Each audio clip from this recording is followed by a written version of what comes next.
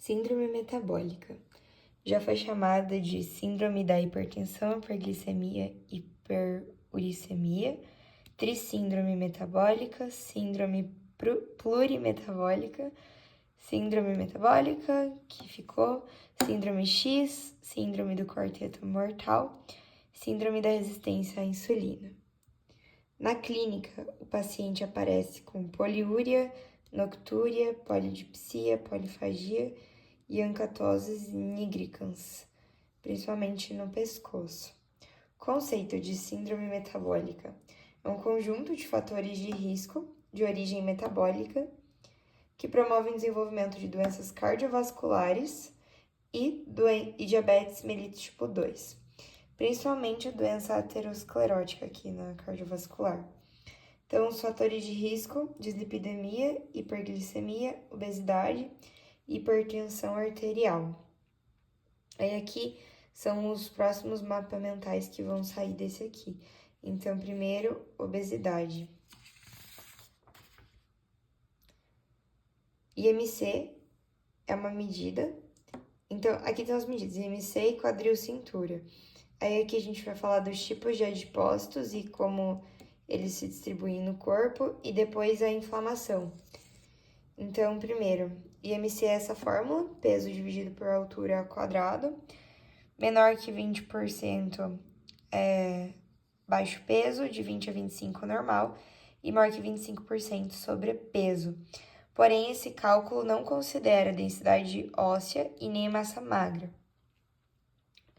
O quadril cintura, essa proporção tem que ser considerada, principalmente falando da distribuição dos adipócitos. Por quê? São os mesmos amarelos, né? Não são os marrons, mas eles têm distribuição subcutânea ou visceral. Então, os subcutâneos, adipócitos subcutâneos ou periféricos, eles são marcados por proliferação e diferenciação. Então, eles se dividem e armazenam mais triacilglicerol neles. São pequenos e têm alta sensibilidade à insulina. A sua distribuição não é tanto abdominal. Já o visceral, ele tem uma distribuição mais abdominal, então o corpo fica assim nesse formato. Eles são grandes, então aumentam de volume. Não tem proliferação nem diferenciação, por isso que eu nem coloquei. E tem menor sensibilidade à insulina. Então, voltando para cá, pode ser que a pessoa tenha esses dois tipos de formato. O androide, que é mais predominante em homens, que tem mais gordura abdominal e maior risco de síndrome metabólica. E o ginoide, que é mais esse corpo de ampulheta. Sobre aqui a inflamação na obesidade. Então, aumenta o número de macrófagos, que a gente já vai ver aqui. Aumenta o estresse oxidativo, promove a disfunção endotelial e diminui a resistência à insulina, que promove a hiperglicemia. Aumenta a produção de leptina e resistina. A leptina dá a informação: pare de comer. Só que a resistina bloqueia o efeito da leptina no corpo. Então, a leptina aqui produzida, ela é ignorada. Diminui a adiponectina. A função da adiponectina é aumentar a sensibilidade à insulina. Só que como você diminui, você bloqueia isso aqui, ó, e diminui a sensibilidade à insulina. E MCP1. Aqui, ó, a resistina também influencia nesse MCP1 aqui, ó, que vai atrair macrófagos, monócitos macrófagos, e aumenta a produção de interleucina 6 e fator de necrose tumoral alfa, TNF-alfa. Então, perceba que tudo isso aqui tem a ver com a resistina. Eles são pró-inflamatórios. E o TNF-alfa, ele promove o acúmulo ectópico de gordura, principalmente no músculo, mas também no fígado. Dessa forma, aumenta a quantidade de ácidos graxos ali no músculo e o GLUT4 não consegue cumprir sua função, ele não é expresso. Então, aqui está a explicação da resistência. sobre o metabolismo. É como se eu estivesse agora explicando mais sobre essa inflamação e sobre as consequências disso aqui. Então, os macrófagos. Lembra que a gente falou dos macrófagos ali, né? M2 vem do TH2 e eles são residentes. É normal. Eles fazem a limpeza ali do que não deveria estar e estão expressos no normopeso. Quando a pessoa tem sobrepeso, os macrófagos M1, que são pró-inflamatórios, são expressos a partir do TH1, por causa desse MCP1 aqui, que atrai os macrófagos. Então, é tudo interrelacionado. Aí, ele vai produzir as citocinas, que a gente já falou, e vai diminuir a interleucina 10, que é anti-inflamatória. Então, tudo contribui para a inflamação. Agora, os efeitos nos órgãos. Então, no cérebro, e tudo isso vai contribuir para a resistência à insulina, tá? Depois a gente vai falar da forma aguda, então, no primeiro momento, e depois crônica. Mas vamos lá. No cérebro, o cérebro vai entender que precisa aumentar a ingesta alimentar, e porque entre essa briga da resistina e leptina, a resistina bloqueia a ação da leptina. Então, a pessoa não para de comer e dá mais fome ainda. Aumento da glicose hepática, depois a gente vai ver isso melhor no fígado. E diminuição do gasto energético, porque há uma sensação no corpo de escassez. Como a pessoa precisa comer o tempo todo, é como se o corpo sentisse que ele deve guardar energia, então ele não gasta o cérebro. No músculo, gliconeogênese e glicogenólise. Tudo isso aumenta a glicemia, aumenta a produção de glucagon no pâncreas também. E no músculo, diminui a captação de glicose, porque lembra do acúmulo ectópico de gordura? Esses ácidos graxos no músculo, eles vão prejudicar a captação de glicose pelo GLUT4. Diminui a beta-oxidação e toxicidade lipídica, que tá tudo, é aquilo do acúmulo de gordura.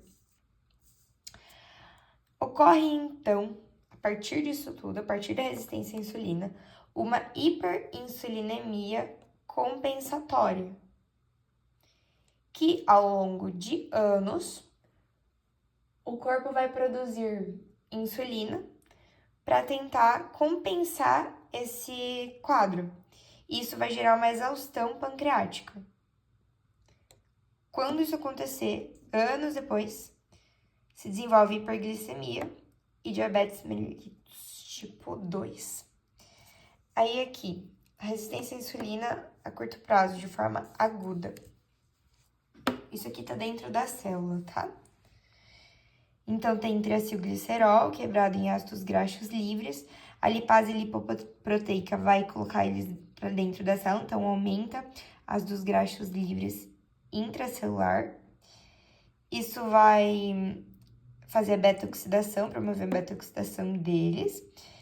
Só que não vai produzir ATP, porque já vai ter o suficiente para produzir ATP. Então, eles vão se transformar em ceramida e diacilglicerol, que formam as cinases de serina e treonina, que fosforilam o receptor de insulina. Só que como ele não foi fosforilado do jeito certo, ele foi fosforilado pelo que ele não queria, ele fica sem sinal. E é isso que causa a resistência. De forma crônica, agora. Aqui a gente vai ver que a crônica também tem um impacto semelhante na aguda, só é um pouquinho mais profundo, porque o aumento de ácidos graxos livres vai fazer aumentar ainda mais o aumento de ácidos graxos livres. Então, vira um ciclo. A gente tem receptor Toll-like 4, que reconhece LPS de bactérias e ácidos graxos. E a gente tem também receptores de citocinas, tanto a interleucina 6 quanto o TNF-alfa, que a gente já falou. Isso aqui vai promover a serina treonina cinase, que atua no fator de transcrição NF-κB, IRS, e aqui no próprio receptor fosforilando ele. Então, tanto IRS quanto o receptor, eles vão ficar sem sinal. O fator de transcrição vai promover aumento da lipase lipoproteica, que é essa aqui, para colocar mais ácido graxo livre dentro da célula, diminuição da adiponectina, diminuição do PPAR, que a gente viu na aula de síndrome metabólica. Não, eita, eu tô na aula de síndrome metabólica, na de regulação hormonal. Esses três aqui vão aumentar os graxos livres dentro da célula. Além disso, a interleucina 3, COX-2, que depois tem mais explicitamente no de icosanoides, mas é pró-inflamatório, e o óxido nítrico. Esse nós aqui vai produzir óxido nítrico, que vai interferir no IRS, na PKB e no receptor, no próprio receptor de insulina. Então, bloqueia mais ainda. Ou seja, tudo contribui para bloquear a recepção da insulina. É isso. Agora, falando da hipertensão. Então, calma. Ó, a gente estava aqui, síndrome metabólica, a gente falou de obesidade. Agora, hipertensão. E tudo isso está relacionado. Então, a obesidade provoca a dislipidemia, que provoca a hiperglicemia, por causa da resistência. A dislipidemia também vai provocar a hipertensão. Como? Tem LDL em excesso, que é oxidado e recebido nos tecidos. Aí os macrófagos geram toda aquela inflamação, as células espumosas e oclusão dos vasos, que já foi visto com mais detalhes, mas aqui relembrando, oclusão dos vasos, que vai causar hipertensão. Também o TNF-alfa aumenta a angiotensinogênio e endotelina 1, que tem lá aquela ordem cascata que promove vasoconstrição e resistência periférica. Por fim, tratamento. O alvo do tratamento é o PPAR, que a gente já viu também. Tem o alfa, delta e gama. Alfa, oxidação hepática. Delta, termogênese. Gama, proliferação de adipócitos. Então, quanto mais adipócitos você tem, menos ácido graxo vai ter em cada um deles. Então, diminui toda aquela sequência que acontece dentro da célula. Então, essa diminuição de ácidos graxos livres aumenta a sensibilidade à insulina. Aí, aqui, especificando alguns fármacos que agem no gama para aumentar a adiponectina, tiazolidinedionas. E esse aqui aumenta a MPK, que vai mimetizar a adiponectina, que é biguanida e metformina. E nos PPAR-alfa, os fibratos, para tratar dislipidemias mais diretamente aqui, na oxidação hepática, que destrói os lipídios. Eu gostaria só de voltar aqui, agora no final, para esclarecer, porque a gente passou rápido. Então, assim, o nosso cérebro, ele interpreta que tem pouca glicose, apesar de não ter, porque ela não está sendo recebida como deveria. Então, ele manda sinais para que aumente a glicose hepática. Por isso, o glucagon é aumentado, a sua produção pelo pâncreas, e a gliconeogênese e a glicogenólise são estimuladas. É como se eu não sinto que tenho glicose, então vamos aumentar a glicemia. É isso.